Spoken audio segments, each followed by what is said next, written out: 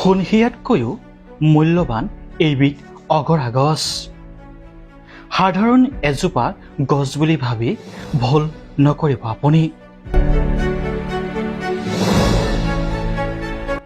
এজোপাৰ বিশেষ উদ্ভিদ, যি উদ্ভিদবিধক আপুনিও কেতিয়াবা নহয় কেতিয়াবাৰ অৱহেলা কৰিছে।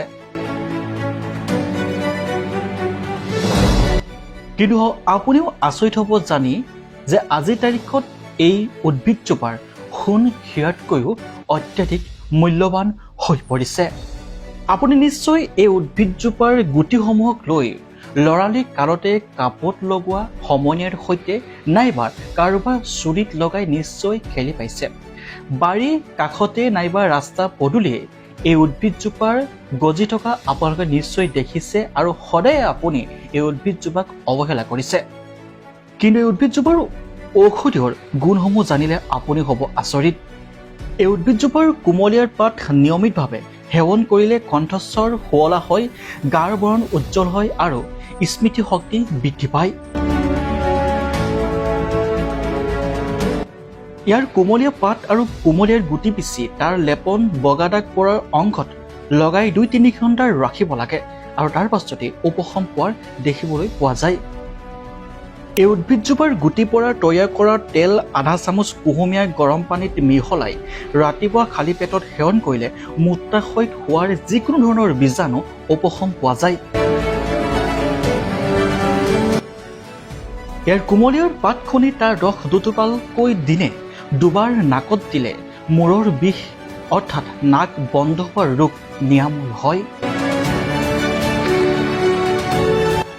ইয়াৰ পাতৰ ৰস গাত লগালে খহু আৰু বীজাণু আক্ৰমণ নিৰাময় হয়। ইয়াৰ উপৰিও অগৰা গছ এচামুচকৈ দিনে 2 বাৰ ইয়াৰ পাতৰ ৰস সেৱন কৰিলে মেলেৰিয়া ৰোগ আৰু যক্ষ্মা ৰোগ নিৰাময় হয়। বাত বিষ, গাঁঠি বিষ, ঘাৰ আদিত ইয়াৰ পাতৰ ৰস লগালে আৰাম পোৱা যায়। উল্লেখযোগ্য, অগৰা গছৰ পাতৰ ৰস সেৱন কৰিলে কেঞ্চাৰ দৰে মাৰাত্মক ৰোগ নিৰাময় হয়। অগৰাৰ শিপা ৰস এচামুচ গৰম কৰি খালে পেটত সেৱন কৰিলে কাহ ভাল হয়। ইয়াৰ উপৰিও ইয়াৰ গুটি 5-6টা পিচি তাৰ ৰস ৰাতিপুৱা খালে পেটত 21 দিনলৈ সেৱন কৰিলে পাথৰ ৰোগ নিৰাময় হয়।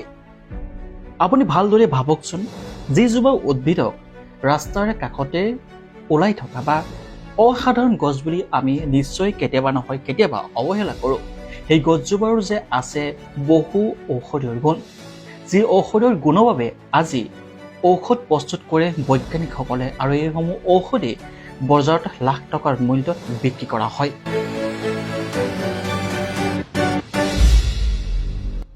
এতিয়াৰ পৰা আপুনি এই অগৰা গছজোপা অলাগতিয়াল গছ বুলি ভাবি কাটি নেপেলাব, কিয়নো এই উদ্ভিদজোপাৰ আছে 100ৰো অধিক উপকাৰী গুণ।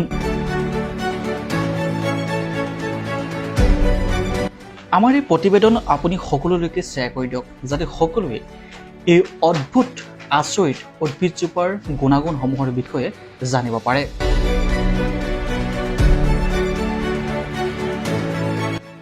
Bureau report, news 8 Assam.